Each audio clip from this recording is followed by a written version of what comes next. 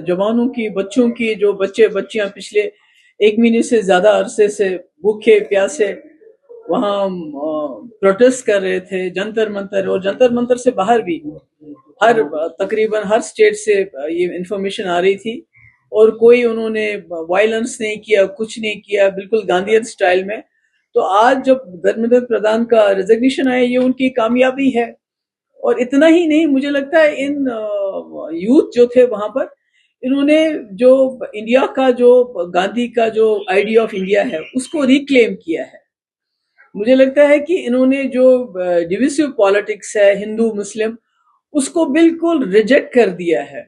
यहाँ तक कि हम कश्मीरी, जिनको ब्रांड किया जाता है सेपरेटिस्ट हैं जी, एंटी नेशनल है, हमको भी उन्होंने बहुत ही गर्मजोशी से हमारा इस्तेकबाल किया, हमारी बात सुनी, अपनी बात हमें सुनाई। तो मुझे लगता है the future of India is in safe hands. और ये नौजवानों ने मुझे एक उम्मीद दी है। हम जैसे लोग बड़े नाउम्मीद हो गए थे मुल्क के हालात देखे, जो सलूक हो रहा है, तो इन्होंने हमें एक उम्मीद दी कि ये जो यंग है, ये जो जवान बच्चे हैं, इनके लिए फ्यूचर ज्यादा जरूरी है।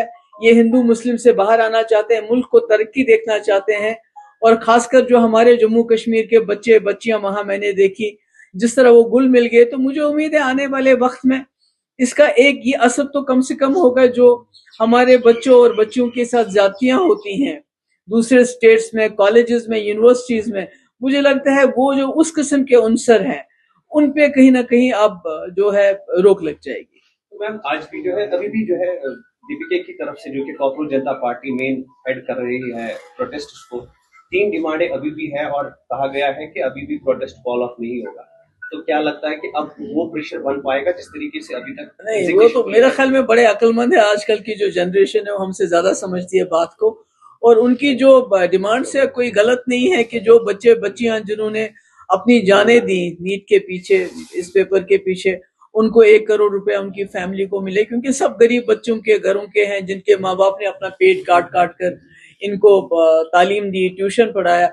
दूसरी की किसी के खिलाफ एफआईआर दर्ज नहीं होना चाहिए। तो इन्होंने इतने पीसफुल प्रोटेस्ट किए, तो ऐसे इस किस्म से उनके खिलाफ एफआईआर दर्ज नहीं होना चाहिए, क्योंकि इन्होंने कोई गलत काम के लिए प्रोटेस्ट नहीं करे थे, इनके साथ नाइंसाफी हुई थी।